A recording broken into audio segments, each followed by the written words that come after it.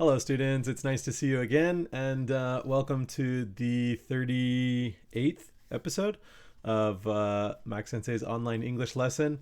I'm going to start with a little song. The hills are alive with the sound of music. Thank you, thank you. What did you think? Um, as you can guess, today's episode is about music and the kind of effect music has on people's bodies and people's minds. I hope that song gave you a little bit of joy, made you a little bit of, brought you a little bit of happiness, because that's basically today's lesson, talking about music. I thought that as the winter season's here, we're spending a lot of time inside, and a very common thing to do when we're inside is to put a record or CD or even just a sort of a music app on and listen to music while we do things around the house. It gave me the idea that music is a very powerful tool, and it has a big effect on us, and music has been around for thousands and thousands of years. Let's talk about it. Anyway, let's get started. This essay is called Music and Emotion. Has a song ever moved you to tears? Have you ever smiled at just listening to music? Have you ever listened to a song and it made you want to dance? Has music ever made you want to get up and do exercise? If your answer to any of these questions is yes, then music has moved you, either physically or emotionally. And it has probably happened to everyone at some point in all of history. Music plays a very important part in human psychology when it comes to emotions. For millennia, we have used music to soothe our souls and comfort pain. Parents worldwide sing lullabies to the young to get them to fall asleep and mark special occasions such as birthdays, graduations, and weddings with song. We rely on music to help us power through workouts and take care of housework, and we manipulate our moods with melodies. Music also has effects on people who have suffered from cognitive loss. Some nearly non-communicative people with Alzheimer's disease sing along and engage in conversation when music from their youth is played. Former dancers' bodies move instinctually to familiar tunes, even though activities of daily living are almost impossible for them. There's a video online of an elderly woman who used to be a famous ballet dancer. She has brain damage and has limited control over her body. But when she listened to the ballet music from her youth, she can gracefully perform the same moves as if she was young again. So, how does music have such a powerful effect on us? Listening to music, or even making music, increases blood flow to brain regions that generate body control and emotions. This part of our brain is called the limbic system, and it lights up when our ears hear music. The chills we feel when we hear a moving piece of music is the result of dopamine, which is the chemical that gives us feelings of pleasure or happiness, being released in our brain. When that music is played again, our brain remembers the feeling of pleasure, which increases our emotions and reminds us of the past. Scientists, psychologists, and doctors have analyzed the healing and beneficial effects of listening to music for the brain. In their studies, they have found that listening to music is equal to reading for the human brain, reading a book for the human brain. The mental process of listening to music is very challenging. The pitch, timbre, rhythm, dynamics, and words in music all need to be interpreted in our brain to give meaning to the song. This is similar to reading words, connecting words to meaning, and forming a story in a book. What this means is that listening to music is a kind of exercise for your brain, and you can improve brain functions by listening to music. That's great. Music also serves as pain relief for many people. Women listen to music when they are giving birth to children. Many people play music for loved ones who are close to death. The reason why music relieves people's pain is due to the fact that music distracts us from what is happening. Our mind focuses on a beautiful melody and can ignore back pain or stressful thoughts. Music also helps us feel happy, which can help us cope with pain more. It's hard to imagine all the benefits music has on the body, the brain, and our well-being. The poet Walter Savage Landor says, "Music is God's gift to man, the only art of heaven given to earth, the only art of earth we take to heaven." I hope you all listen to some of your favorite music and improve your mood this winter season. Remember that when you are listening to music, you are doing your body and your mind a great service. All right, so we'll talk a little bit about music more, but let's look at our vocabulary. All right, so first, the word millennia. Millennia means a period of 1,000 years of time.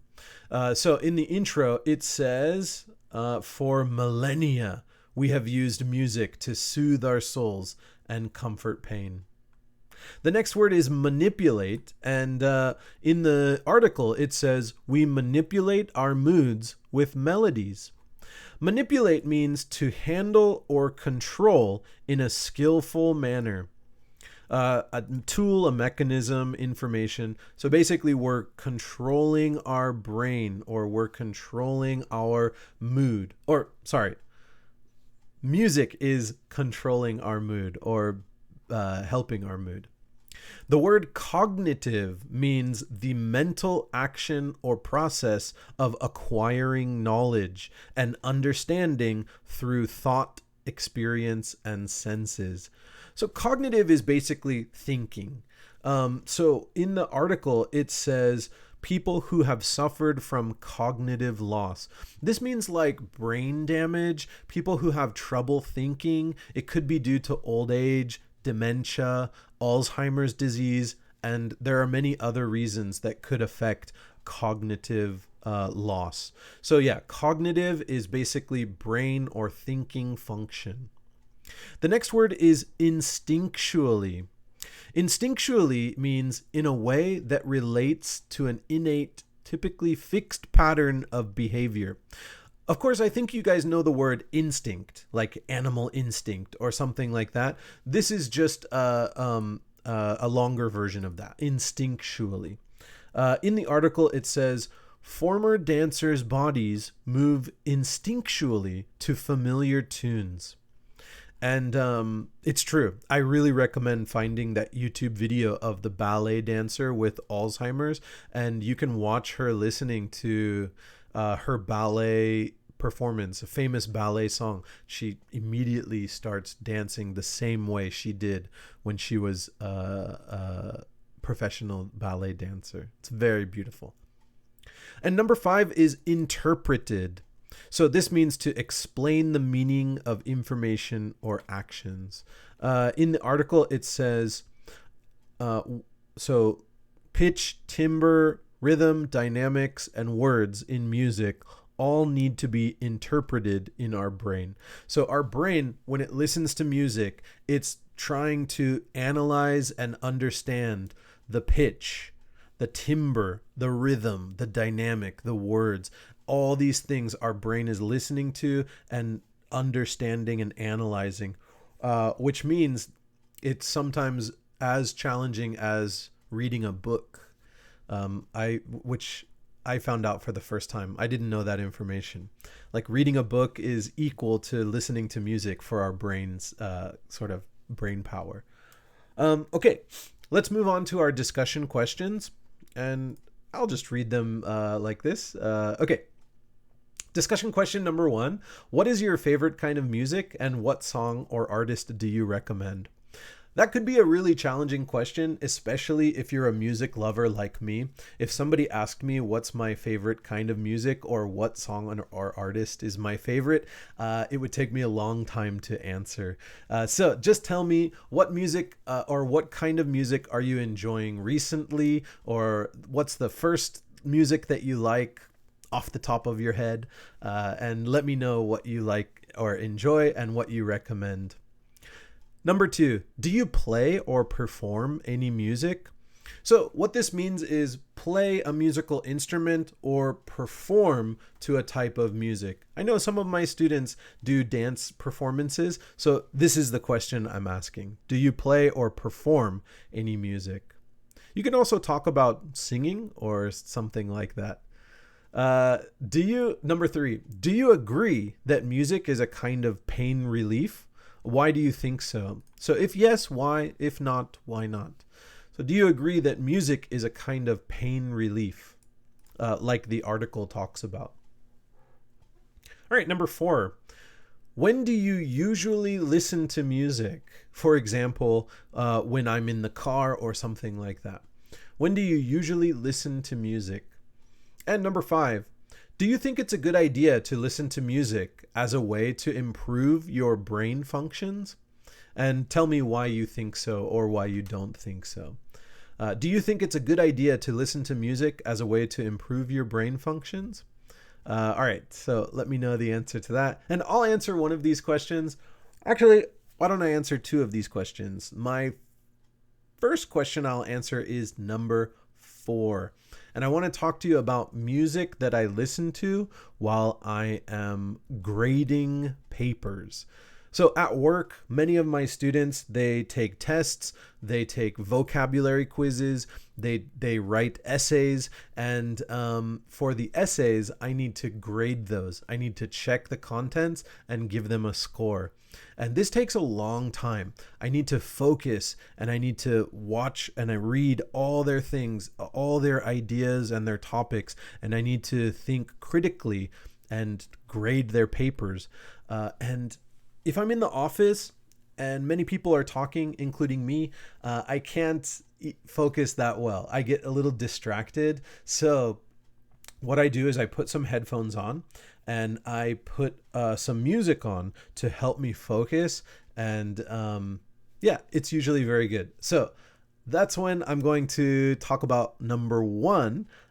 What is your favorite kind of music, or what song or artist do you recommend? Well, it's not my favorite kind of music, but I do really, really enjoy listening to this kind of music. And I listen to this music when I'm grading papers. And the type of music, the genre, is called post-rock. Post-rock. Basically, it's very slow kind of instrumental music. Almost like classical music, but more modern. It uses guitar, drums, bass, and sometimes it uses classical instruments too. There's no singing, it's always just music, and it's always very subtle, almost like the background music score of a movie or a TV show. And it's really helpful to listen to this music when I'm grading papers because it's so easy to focus while listening to this. And one artist that I recommend, it has a kind of interesting name. The band is called Explosions in the Sky. Explosions in the Sky. So you can think of like fireworks, right? Explosions in the Sky. And they're a really interesting post-rock group, and their songs are very mellow and soft and gentle, and it always gives me a really great feeling. And again, it really helps me focus on grading essays at school.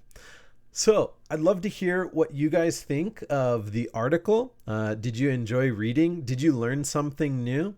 And please answer the discussion questions, and I'll look forward to seeing the answers. And of course, as always, I'll respond to your answers with my own response. And yeah, let's enjoy some nice online conversations together. All right, well, this has been Max Sensei's English lesson. Thank you so much for watching, and I'm looking forward to seeing what you guys say to my discussion questions. Okay, I'll see you guys next time. Goodbye.